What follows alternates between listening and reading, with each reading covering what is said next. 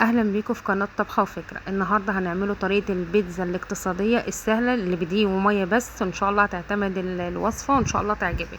انا هنا عجنت العجينه، المقطع ما تصورش. بص عجنتها ازاي. جبت كيلو دقيق، عليه كوبايتين ميه دافيه وباكو خميره ومعلقه سكر وذره ملح، وعجنتهم زي ما انتم شايفين كده. انا عايزه العجينه مش ماسكه، عايزاها ايه، يعني ايه، طريه شويه كده. بفضل اعجن فيها زي ما انتم شايفين كده رايح جاي لحد ما تبقى العجينه تحت ايدي زي الملبن. ولا زودت ولا لبن ولا حاجه، كل حاجه اقتصاديه وتحت ايدينا، وهتاكلي احلى بيتزا وانضف بيتزا هتعمليها بايديك. بس لو اول مره تشوفيني، انا اسمي فاطمه، اتمنى تدعموني باللايك وتشتركوا في القناه وتشجعوني. هنا بصوا فضلت اعجن بالعجينه زي 5 دقايق كده لحد ما بقت طريه. أنا هنا بوريها لكم، سبتها ترتاح شويه. بصي بدات ايه، اقطعها على حسب الحجم اللي انا عايزاه. انا عايزه اعمل حجم البيتزا العائلي يعني. تمام، مش عايزاه صغير، عايزه البيتزا ايه كبيره كده تشبع ايه، الواحد من ولاد يعني بالهنا والشفا ياخد البيتزا كده ايه تشبعه. مش عايزه اعملها ميني بيتزا.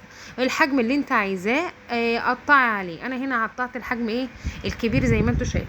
الكيلو دي طلع لي 4 أو 5 بيتزات كبار. هنا بقى الحشو على حسب ما انت عايزه، اي حاجه موجوده في البيت تعمليها، ما تصعبيش الدنيا على نفسك. هنا انا عملت الصلصه بتاعتها، جبت الصلصه الجاهزه اللي هي في البراطيم او في الاكياس.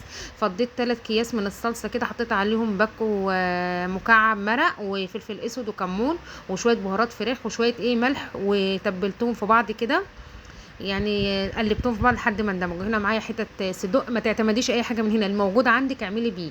تمام. هنا قطعت فلفل اخضر وطماطم، وهنا عندي الزيتون وعندي صوص جبنه شيدر. انا ما عنديش موتزاريلا فهستخدم الشيدر، وهستخدم جبنه مثلثات، بس انا هستبعد الشيدر دلوقتي، حابه من المثلثات يعني العيال يختاروها. اي حشوه عندك اعمليها. بدات امسك البيتزا كده على الصاج بتاعي. انا ممكن تعمليها في صينيه الومنيوم بتبقى جميله. يعني هنا عندي الصاج بتاع الفرن بتاعي، جبته قعدت ابطط فيها، ما بخليهاش بصي ولا رفيعه ولا تخينه، وسط كده. تمام. مسكت اول حاجه فردتها، جبت الصلصه، حطيت معلقه، بدات افرد بها بصي بالفرشه بتاعتي طبقه صلصه محترمه كده عشان تطعمها وتخليها ايه، محيقه كده طعمها حلو. تمام. جبت الطماطم والفلفل الاخضر بتاعي اللي انا حطاه، طبعا متبلاه برده، شويه كمون شويه فلفل شويه ملح.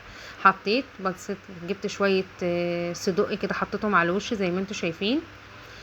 بصوا هنا برضو الزيتون، اي خضار اي حاجه عندك تقدري تعمليها. تمام. بتتخبز ازاي دي، بتتحط على درجه زي الكيكه، درجه حراره 180، او ممكن تعلي عليها النار على حسب ما انت عايزه ايه، السوا بتاعها. انا بعملها على نار هاديه عشان تتلدن كده وكله ياخد في بعضه. بصوا شكله النهائي، وبالف هنا والشفا. ما تنسوش اللايك.